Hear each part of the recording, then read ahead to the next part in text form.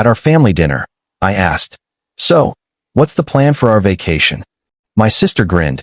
"You're not invited. It's for real family." Everyone burst out laughing. I just walked out. 2 days later, Dad tried to withdraw $3,000 from my account for the spa booking. Hey Legends. Collision, I'm so close to hitting 1,000 subscribers. A milestone I've been dreaming of for so long. One click from you could make that dream come true. Redheart, I texted him a screenshot. Declined. Real family not found. 3 days later, it was supposed to be a dinner to finalize vacation plans. That's what they told me. Just a casual family evening at my parents' place. Pasta, wine, and a conversation about where we'd all be headed this year. I came with ideas, even printed out a couple of travel options I thought they'd like. I had no clue I'd leave that house so furious I wouldn't speak to any of them for weeks. My mom made her usual effort with the table. White plates, candles, salad no one touched. My dad was in a weirdly good mood, bragging about how his crypto finally turned around, which probably meant he was down less than usual. And Leia was already sipping her second glass of Chardonnay like she owned the place. I waited until everyone had food on their plates. The timing felt right. I smiled and said, "So, what's the plan for our vacation?" Hila didn't miss a beat. She looked up, eyes sharp, and said, "You're not coming. It's for actual family." And she smiled like it was funny. I waited for someone to say something, anything, but they didn't.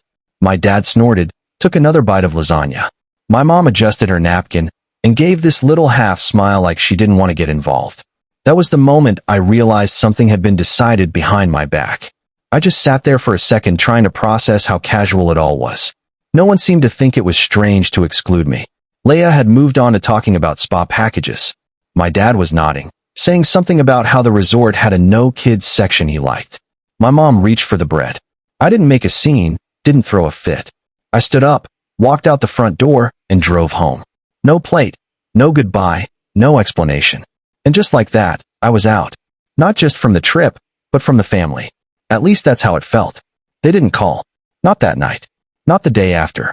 And then on day 2, I got the notification. Attempted withdrawal. $3,000. Declined. It was from my dad's name. I stared at the screen half hoping it was some kind of mistake. But it wasn't. They had actually tried to pull money from the shared account I'd let them use in case of emergencies, an account I funded, and they didn't. The same account my dad begged me to set up last year when he temporarily lost access to his own savings. I didn't even argue back then. I just said, "Okay," because that's what I do or did. I took a screenshot of the failed transaction and texted it to him with just one sentence. Declined. Real family not found. No reply. 3 days later, they showed up at my door. My dad was knocking like he was the sheriff. Leia stood beside him with her sunglasses on, arms crossed like she was ready to press charges. And behind them, my mom clutching a casserole dish like it could fix what happened. They weren't there to talk. They were there to get what they thought they were owed. My dad started throwing around words like responsibility and loyalty.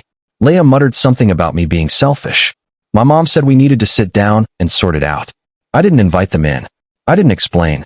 I told them the spa wasn't my problem and the account was now locked permanently. Leia said they already gave my name to the resort as the one making the payment. That they'd lose the reservation, that it would all go to waste. I said good. Then I closed the door and I stood there for a while just listening to their voices fade down the hall. And I thought to myself, if they want to go on vacation so badly, fine, let them go. But they were about to learn what happens when they try to play me like that. They went anyway. A week after that dinner, while I was on my 3rd night eating leftover pad thai alone, Leia started posting photos. Her by an infinity pool, captioned, "Actual family only." My dad shared a blurry selfie in a white robe outside the spa with some nonsense about well-deserved rest. My mom, to her credit, didn't post anything. She just kept forwarding me emails with subject lines like, "Thinking of you," and "Wish you were here," without any actual message inside. She didn't get a response. They had no clue I'd already made a few calls. I knew where they were going. The same luxury spa resort had name dropped during dinner. Took me all of 5 minutes to find it. The place was ridiculous. Adult, only zones, detox menus, therapists with names like Sage and Ocean. Rooms cost more per night than my monthly rent. I called, pretending to be my dad's assistant, something I knew he'd find deeply insulting if he ever found out. Told them the credit card on file had an issue and that I'd be handling the trip logistics moving forward. I gave them a new email, one I made that morning under the name Michelle R., his supposed travel coordinator. The woman on the phone thanked me for updating the info. That was all I needed. I didn't cancel anything. That would have been too easy, too obvious. What I did instead was make things difficult quietly. First, the airport pickup got delayed. Then, the massage my mom had booked 3 months in advance mysteriously disappeared from their schedule. The dinner reservation Leia had posted about was downgraded from the rooftop to the hotel's regular dining area after I updated their preferences to say they didn't eat seafood. And the panoramic mountain view suite they had paid extra for suddenly overbooked. They were moved to a smaller room facing a loading dock. I didn't invent that part. The front desk actually used those words in an apology email sent to me. But the best part was the refund. A partial refund offered as compensation for the inconvenience. $800 automatically issued back to the original card. I didn't spend it. I moved it to a separate folder in my banking app. Renamed it Family Get Well Fund. When they got back, they didn't call. They showed up. It was a Sunday. I was in leggings, hair up, scrubbing my stove top when someone knocked. Oh, pounded. I opened the door with a sponge still in my hand, and there they were again. My dad looked like he'd rehearsed a speech in the car. Leia was flushed like she was already mid-a-roo. My mom hovered behind them, holding a little gift bag I'd never end up opening. They didn't waste time. My dad demanded to know if I'd interfered with their trip. Said the resort manager told him the person handling the reservation was listed as Michelle R. and used an email that was clearly fake. Leia jumped in before I could answer. That I was sick, jealous, that I needed to grow up and get over it. I didn't deny anything. I didn't raise my voice either. I just looked at them and asked if they really thought they could cut me out, use my money anyway, and not deal with consequences. That set my dad off. He said it wasn't about the money, it was about loyalty, that family was supposed to stick together. I shot back, asking if that loyalty only mattered when they needed something, because when I asked questions at dinner, all I got was a jab about not being real family. My mom tried to calm things down, but no one was listening anymore. Then I dropped the line I'd been holding on to. I told them I'd spoken with a lawyer, not to sue, but to dissolve the shared account and place a fraud alert. Any further attempts to access it would be flagged immediately. Since the original access was informal, never documented, they had no legal claim. My dad asked why I'd go that far. I said I was protecting myself from people who only saw me as family when a bill needed paying. They left without a word, no goodbyes. My mom lingered for a moment, like she wanted to speak, but she just nodded once and walked away. I stood in the doorway long after the door closed. No tears, no shaking, just silence. But I knew this wasn't over. People like Leia don't let things go, and she was about to make a move that would backfire harder than anything I'd planned. Sure enough, 4 days after the showdown at my apartment, my phone blew up. Friends, coworkers, even 2 people I hadn't talked to since college were sending me the same thing. A post Leia made on Facebook, reshared on her Instagram story, TikTok, even LinkedIn. It was a dramatic paragraph painting her as the victim of a toxic betrayal. No names, but the context made it obvious who she meant. When someone you trusted growing up sabotages your vacation because they weren't invited, you learn blood doesn't mean family. She capped it with a cheesy line probably lifted from a breakup meme. Some people will burn the house down just because they weren't in the picture. I didn't respond, but others did. A few mutual friends left comments like, DM me. Girl, you deserve better. Feeding her echo chamber. Then people started asking questions. One commented, wait, didn't your sister pay for the trip? Another posted a screenshot of an old post where Leia tagged me, writing, shout out to my sister for booking the resort. Real MVP. She forgot to delete that one. Within hours, her story started unraveling. Leia tried to reply, claiming, I offered to help, but she went psycho when I changed my mind. Someone else posted a photo from a mutual birthday party I'd hosted, asking, didn't she also cover your birthday last year when your card got declined? I didn't orchestrate any of this. I didn't need to. People remembered. People noticed. Then it got worse. An old high school friend, now in hospitality, messaged me privately. Her cousin worked at the resort Leia visited and said Leia had thrown a tantrum at the front desk over a lost spa booking, screaming at a teenage employee until security stepped in. The cousin had documented it in an incident report. Out of curiosity, I asked if she could share it. She did. I posted it anonymously, blurring names and locations, but the story spoke for itself. A woman yelling in the lobby, threatening to get someone fired over a missing seaweed wrap. Someone in the comments asked, "Is this that influencer meltdown from last weekend?" Leia's online reputation cracked. She locked her comments, then her profiles, and finally deleted the post. I could picture her pacing her apartment, trying to spin the narrative like always, not realizing there was no narrative left to save.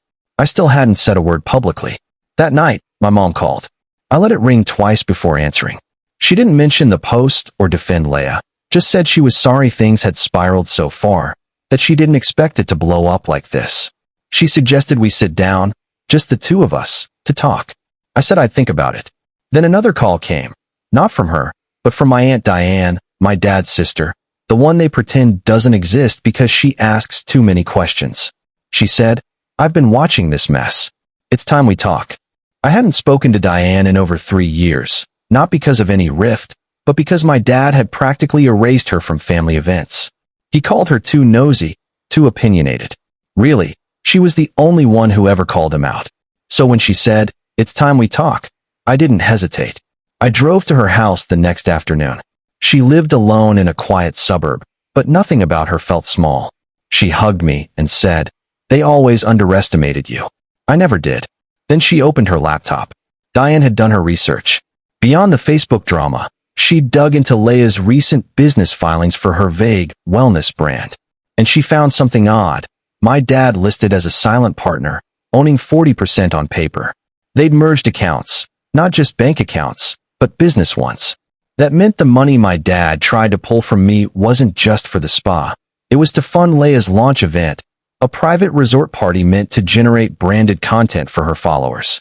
The family vacation was a business stunt, and I was deliberately left out because they couldn't risk me asking questions, noticing the cameras, or posting something off script. That hit me hard. I wasn't just excluded, I was strategically erased. Diane was livid. She said my dad had always used people, his parents, her, now me, and it was time someone held him accountable. I thought she meant a confrontation, but Diane had bigger plans. She'd already scheduled a meeting with my dad, pretending it was to resolve family tension. What he didn't know was that she'd brought in a mediator, a legal one, her college friend who specializes in family businesses where money and emotions get tangled. I asked if that was necessary. She said, "If you just want justice, that's fine. But if you want clarity and control, show up." So I did. The meeting was in a neutral office downtown, glass walls, quiet, clinical. My dad walked in annoyed, probably expecting an apology session. Leia arrived 10 minutes late, in full glam, like she thought it might be filmed. The mediator explained the purpose of the meeting. My dad tried to laugh it off, calling it a waste of time. Then Diane laid out the evidence. Printed tax filings, business registrations, the attempted withdrawal from my account. Leia's face tightened. My dad stopped smiling. Diane asked, calmly, if they planned to repay me, if they'd explain why they tried to steal from me under the guise of a family trip, if they felt any guilt for exploiting someone they claimed to love. My dad muttered about a misunderstanding. Leia stayed silent. The mediator asked if I wanted to pursue legal action. I didn't answer right away, then looked at my dad and said, "If you ever try to access my accounts again, I'll press charges. If you use my name, my money, or even my face to promote her business without permission, I'll sue you both. And I'll make it public." Leia said I was bluffing. So I played a voicemail she'd left 2 weeks earlier. "You owe us this. You owe us the spa. Just pay it, Emily. Don't be a freak." The room went quiet. The mediator nodded and said, "That's admissible.